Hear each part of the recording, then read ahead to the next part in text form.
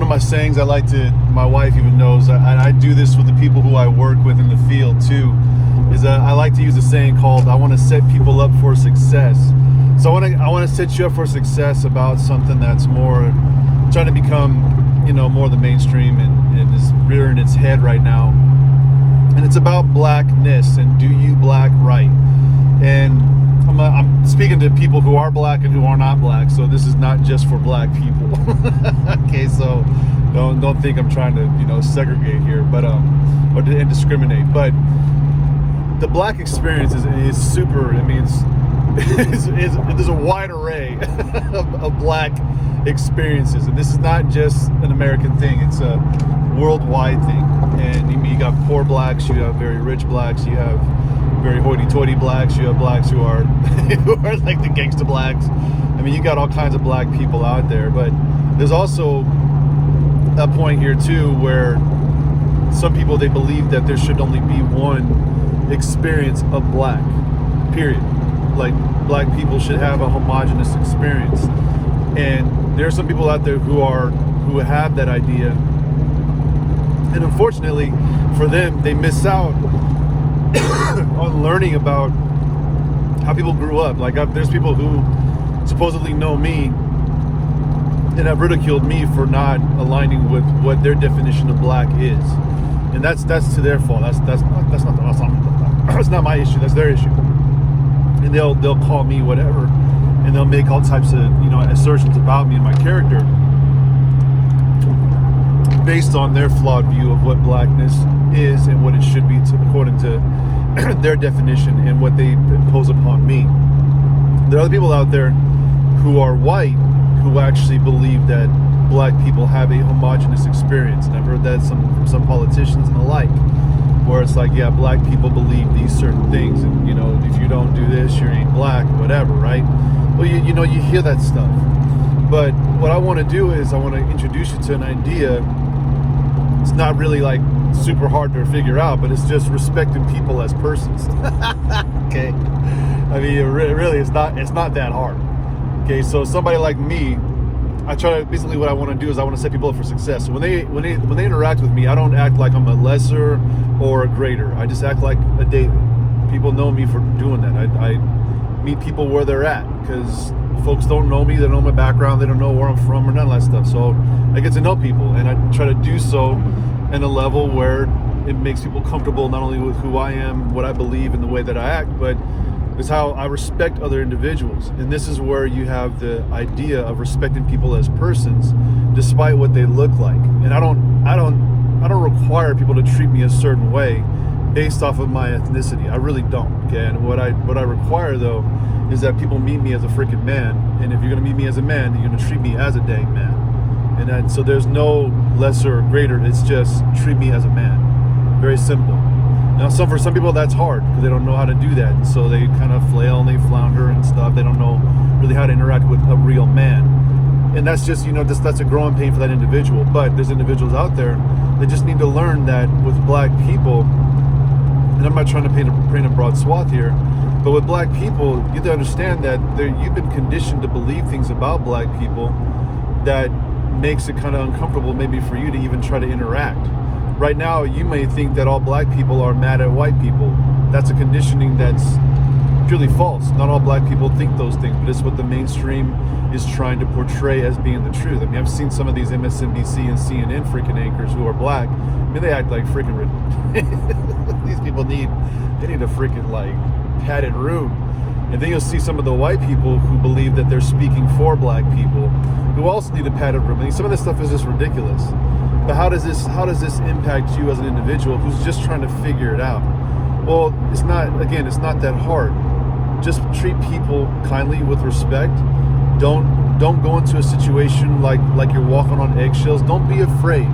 Because people want you to be afraid of black people. There's no need to be afraid of black people. There's not. But for some, well, actually, let me just say this, okay? There's some black folks out there you need to be afraid of. Because there's some black folks out there I'm afraid I wouldn't go and freaking interact with. Because some of these fools are shenanigans. And you can, if you're not a reader of persons, you got to pray for some discernment. Because there's some folks out there who are black who, you don't want to interact with. They are straight up shenanigans. But that's just across all ethnicities. There's some shady white people, there's some shady Mexican people, there's some shady people out there, no matter what they look like. But you just got to understand, like, you got to have discernment when you interact with individuals. So what I want to do is, and just for this simple video, I want to help you to maybe squash some of the things that you might be afraid of discussing with your black friends or with people of different ethnicities, no matter what ethnicity you are. In fact, let me give you an example here, okay? As a black person, and this is maybe some insight for you, okay? As a black person, black kids are trying to figure out what black is. They're trying to figure out whether they're the militant black, they're the Malcolm X black, they're the Martin Luther King black, they're the Ibram X Kendi black, they're the Vodi Bakum black. They're just trying to figure it out. And actually, most black kids, they go through all the stages. Like me, I used to wear it in high school. I used to wear the Africa medallion and stuff. That was my. I used to wear that. I used to listen to a lot of black music. Man, I can tell you some good hip hop from back in the day. But that's man, if you don't remember Paris from back in the day in the Bay Area, Paris, man, he was all on it. I was all about Paris, man. Anyway, so as a black kid, you just try to figure it out, and as you grow older, you grow into whichever avenue that might actually be, whichever one that influences you the most.